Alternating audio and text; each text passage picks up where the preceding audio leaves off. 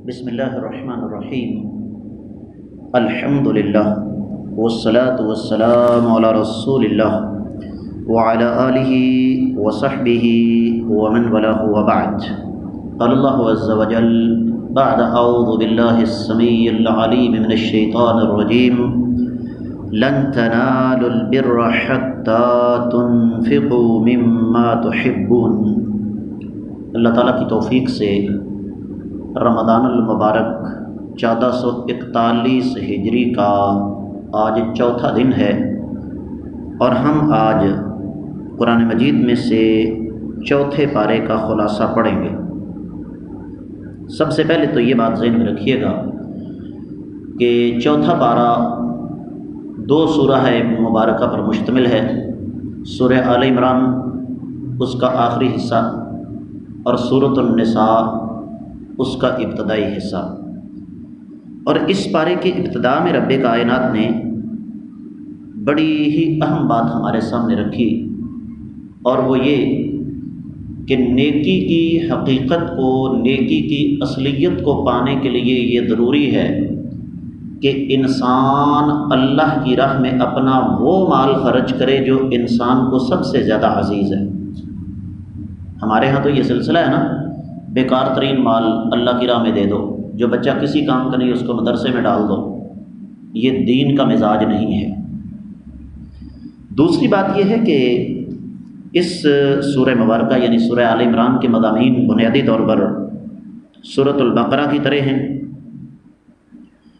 اور اس میں اللہ رب العزت نے 96ویں اور 97ویں آیت مبارکہ میں اس بات کا تذکرہ فرمایا کہ اللہ کی زمین پر جو سب سے پہلا گھر تعمیر کیا گیا وہ بیت اللہ ہے، مکہ میں ہے اور بابرکت ہے۔ مکہ کا ایک نام بکہ بھی ہے۔ تیسری بات جو اللہ تعالیٰ نے یہاں پر بیان فرمائی ہے وہ یہ ہے کہ جب مسلمانوں کو امامت مل جائے، سرداری مل جائے، تو ڈیموکریٹک سسٹم نہیں چلے گا کہ عوام کیا چاہتے ہیں، نہیں۔ رب کائنات نے واضح طور پر فرمایا 100ویں آیت مبارکہ میں کہ اگر تم اہل کتاب کی باتوں کے مطابق عمل کرنا شروع کر دو گے نا تو اس کا تمہیں سب سے بڑا نقصان یہ ہوگا کہ تم اپنے دین سے ہٹ جاؤ گے۔ عوام الناس کو پتہ نہیں ہوتا دین کیا ہے۔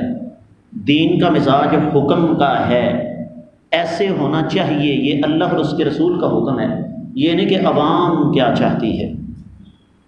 پھر اسی طریقے سے اللہ رب العزت نے انسانی زندگی کے سب سے اہم مسئلے کی طرف اشارہ فرمایا، اور وہ ہے تقوی۔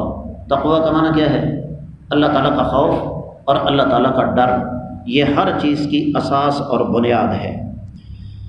اللہ رب العزت نے پھر 105ویں آیت مبارکہ میں بتایا ہے کہ تم ان لوگوں کی طرح نہ ہو جانا جنہوں نے چھوٹی چھوٹی باتوں پر آپس میں اختلاف کرنا شروع کر دیا۔ اختلاف انسانی فطرت کا حصہ ہے، چھوٹے موٹے مسئلے پر اختلاف ہوتا ہے، لیکن اس کو ہوا بنا لینا اور نظریاتی اختلاف کو اٹھا کے ذاتی اختلاف بنا لینا، ایک دوسرے کے خلاف محاذ قائم کر لینا، یہ کوئی انسانیت نہیں۔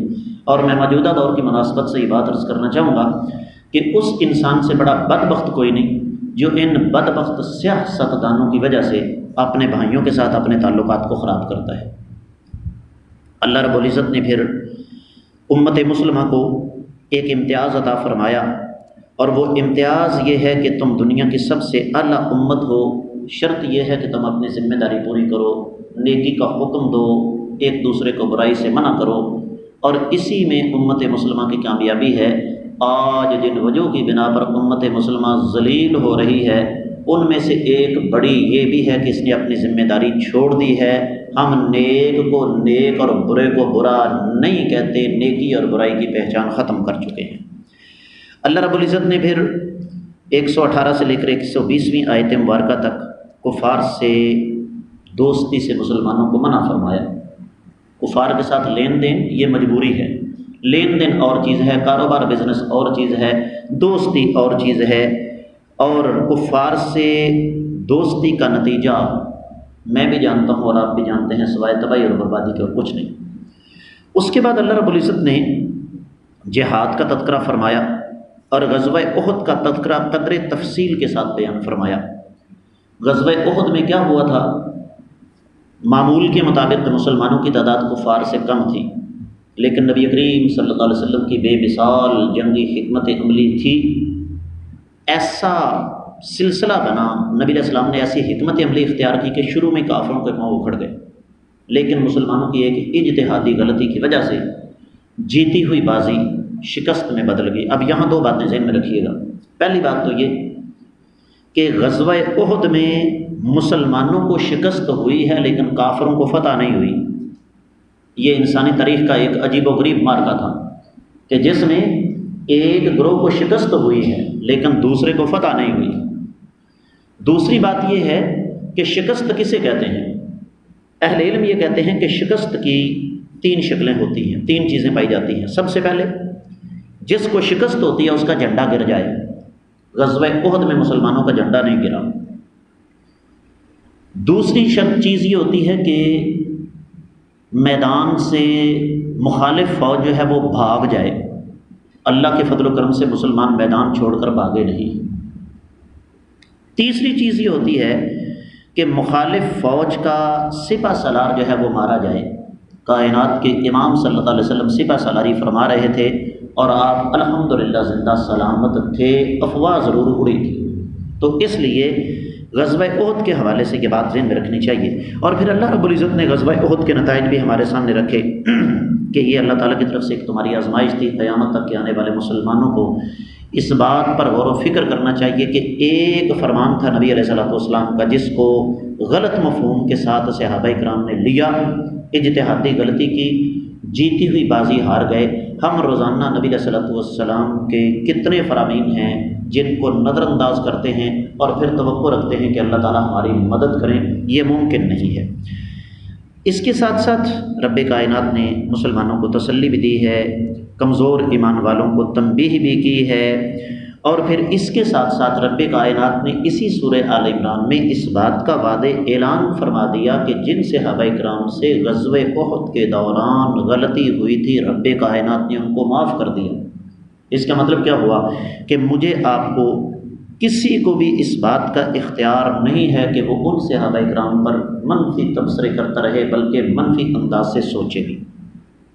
اسی طرح یہ بات ذہن میں رکھیے گا کہ اسی غزوہ احد کے موقع پر منافقین کا منفی کردار بھی ہمارے سامنے آیا، جب عبداللہ بن ابی اپنے 300 ساتھیوں کو راستے سے لے کر واپس آ گیا۔ رب کائنات نے اس بات کو یہاں پر بیان فرمایا۔ پھر شہداء کی عظمت کو اللہ تعالیٰ نے خراج عقیدت پیش کیا 169، 70 اور 171ویں آیت مبارکہ میں کہ وہ جو اللہ کی راہ میں شہید ہو گئے ہیں ان کے بارے میں یہ گمان مت کرو کہ وہ مردہ ہیں، وہ زندہ ہیں، لیکن اللہ کے ہاں ان کو رزق دیا جا رہا ہے۔ اللہ تعالیٰ نے پھر مسلمانوں کی بہادری اور شجاعت کو یہاں داد تحسین پیش کیا ہے کہ مسلمان کبھی بھی کافروں کی بڑی تعداد کو دیکھ کر گھبرائے نہیں۔ اسی طریقے سے اسی سورہ مبارکہ کی 181ویں آیت مبارکہ میں اللہ تعالیٰ نے ایک بڑے واقعے کی طرف اشارہ کیا ہے۔ یہودیوں نے نبی علیہ السلام اللہ تعالیٰ کی گستاخی کی، صدیق اکبر رضی اللہ تعالیٰ نے یہودی کو تھپڑ مار دیا۔ یہودی مقدمہ لے کر نبی علیہ السلام کے پاس آئے، کہنے لگے جی ہمارے بے قصور بندے کو تھپڑ مارا ہے۔ گواہ کوئی نہیں تھا، قریب تھا کہ بدلے کے طور پر یہودی صدیق اکبر کو تھپڑ مار دیتا۔ اللہ تعالیٰ نے یہ آیت مبارکہ نازل کر کے سیدنا ابو بکر صدیق رضی اللہ تعالیٰ عنہ کی صفائی دے کر یہودیوں کے دانت کھٹے کر دیے۔ اس سورہ مبارکہ کے اختتام پر رب کائنات نے 2-3 باتیں بیان فرمائی ہیں۔ پہلے یہ کہ اللہ تعالیٰ سے اپنا تعلق ہمیں مضبوط کرنا چاہیے۔ دوسری چیز یہ ہے کہ کسی کا مال یا اولاد یا طاقت دیکھ کر گھبرانا نہیں چاہیے۔ اور تیسری چیز یہ ہے کہ مسلمانوں کو اللہ تعالیٰ نے فرمایا کہ تم صبر کرو، صبر کی تلقین کرو، آپس میں رابطہ مضبوط رکھو۔ اس کے بعد سورہ مبارکہ کا آغاز ہوتا ہے جس کا نام ہے النساء۔ یاد رکھیے سب سے پہلی چیز یہ ہے کہ سورۃ النساء ان بدبختوں کے منہ پر ایک تھپڑ ہے جو یہ کہتے ہیں کہ اسلام عورت کے حقوق سلب کرتا ہے۔ پورا قرآن اٹھا لیجئے، رب کائنات نے کہیں پر سورۃ الرجال نازل نہیں فرمائی، مردوں کی صورت۔ النساء، نساء کا معنی خواتین، عورتوں کے حقوق کو بیان کرنے کے لیے رب کائنات نے سب سے بڑا احسان خواتین پر یہ کیا کہ سورۃ النساء نازل فرمائی جس میں ان کے حقوق بیان فرما دیے۔ اب مدینہ طیبہ جو کہ ایک چھوٹی سی بستی تھی وہ ایک مرکز کی شکل اختیار کر چکی تھی، تو رب کائنات نے یہ سورۃ النساء بنیادی طور پر جو خانگی مسائل ہیں، گھریلو زندگی کے مسائل ہیں، ان کی وضاحت کے لیے اللہ رب العزت نے نازل فرما دی۔ اس کا جتنا حصہ چوتھے پارے میں ہے اس میں بنیادی طور پر یتیم بچوں اور بیوہ خواتین کے حقوق کو پوری تفصیل کے ساتھ بیان فرمایا، اور ساتھ یہ بھی سمجھا دیا کہ اگر کسی بیوہ خاتون سے آپ شادی کرتے ہیں تو اس کا مطلب یہ نہیں ہے کہ آپ اس کے حقوق سلب کر لیں کہ وہ بیوہ ہے۔ یتیم بچوں کی پرورش کرتے ہیں، اس کا مطلب یہ نہیں کہ ان کے ساتھ امتیازی سلوک کیا جائے کہ وہ یتیم ہیں۔ اگر یتیم بچے ان کا باپ جو ہے وہ مالدار تھا، آپ اس کے مال کے نگران مقرر ہوتے ہیں، تو اللہ تعالیٰ سے ڈرتے ہوئے انتہائی زیادہ احتیاط سے کام لینا چاہیے۔ 10ویں آیت مبارکہ میں رب کائنات نے واشگاف الفاظ میں بیان فرما دیا ہے کہ وہ لوگ جو یتیموں کا مال ظلم کر کے کھاتے ہیں وہ اپنے پیٹ میں جہنم کی آگ بھرتے ہیں اور وہ جہنم میں جائیں گے۔ یہ ہمارے لیے ایک لمحہ فکریہ ہے کہ اگر کسی چھوٹے بچے کا باپ فوت ہو گیا ہے، ہونا تو یہ چاہیے کہ ہم اس کی داد رسی کریں، ہم کل ساتیں 10ویں 40ویں برسی ختم کے نام پر اس کے گھر کا کباڑہ کرتے ہیں۔ یہ آیت مبارکہ ہمارے سامنے ایک سوالیہ نشان رکھتی ہے۔ فیصلہ ہم نے کرنا ہے کہ اس کے مال کو کھانا ہے یا کہ اس کے سر پہ ہاتھ رکھنا ہے۔ اس کے بعد اللہ رب العزت نے خواتین کے سسرالی رشتہ داروں کو خبردار کیا ہے کہ اگر کوئی خاتون بیوہ ہو گئی ہے، ہمارے ہاں کیا سلسلہ ہے کہ میں تو اپنے شوہر کے نام پر ساری زندگی گزار دوں گی، حماقت کی انتہا ہے یہ۔ اور پھر اگر وہ شادی کرنا چاہے بھی تو اس کے سسرالی سب سے بڑی رکاوٹ بن جاتے ہیں۔ رب کائنات نے قرآن مجید میں 19ویں آیت مبارکہ ہے سورۃ النساء کی، اس میں واضح طور پر فرمایا ہے کہ تم لوگ ایسا نہیں کر سکتے، اس خاتون کو زبردستی نہیں روکا جا سکتا۔ کس لیے؟ ایک خاتون کا بغیر شوہر کے رہنا کہیں زیادہ خطرناک ہے، جبکہ ایک مرد اگر بغیر بیوی کے رہتا ہے تو اس میں اتنا مسئلہ نہیں ہے، جس کا زندہ ثبوت یہ ہے کہ ہمارے معاشرے میں کوئی بیوہ خاتون ہو اس کا ایک ایک قدم گنا جاتا ہے، جس آدمی کی بیوی فوت ہوگی اس پر اتنی نظر نہیں ہوتی۔ تو رب کائنات نے یہ مسئلہ حل کر دیا۔ اور پھر اللہ رب العزت نے چوتھے پارے کے اختتام پر، بلکہ اس سے پہلے ایک اور بڑا اہم مسئلہ ہے، اور وہ یہ کہ اللہ رب العزت نے یہاں پر طلاق اور حق مہر کے مسائل بیان فرمائے ہیں۔ یہ بہت بڑا ظلم ہے۔ طلاق ہو جانا کوئی بڑی بات نہیں، میاں بیوی کے درمیان اگر ذہنی ہم آہنگی نہیں ہے تو کوئی حرج والی بات نہیں، لیکن ہمارے ہاں کیا ہوتا ہے، اب ہمارا بس نہیں چلتا، جس عورت کو طلاق ہم دیتے ہیں ہم اس کے کپڑے تک اتروا لیں، یہ شریعت کا مزاج نہیں ہے۔ اس کے بعد رب کائنات نے محرم خواتین کا تذکرہ کیا ہے، جن خواتین کے ساتھ نکاح جو ہے وہ حرام ہے، اور وہ 2 قسم کی ہیں۔ کچھ خواتین ایسی ہیں جو مستقل محرم ہیں، جن سے کبھی بھی نکاح نہیں ہو سکتا، جیسے ماں ہے، بیٹی ہے، پھوپھی ہے، خالہ ہے، بھانجی ہے، بھتیجی ہے، ساس ہے، بہو ہے، جن رشتوں کے ساتھ رضاعت کا تعلق ہے۔ اور کچھ رشتے ایسے ہیں جو عارضی طور پر حرام ہیں، جس طرح کہ ایک عورت کی موجودگی میں اس کی پھوپھی سے نکاح نہیں ہو سکتا، اس کی خالہ سے نکاح نہیں ہو سکتا، اس کی بھتیجی بھانجی سے نکاح نہیں ہو سکتا، ایک عورت کی موجودگی میں اس کی بہن سے نکاح نہیں ہو سکتا۔ تو خانگی نظام کی مضبوطی کے لیے یہ آیات مبارکات بڑی اہم ہیں۔ اس کے ساتھ ہی چوتھے پارے کا مختصر خلاصہ جو ہے وہ اختتام پذیر ہوتا ہے۔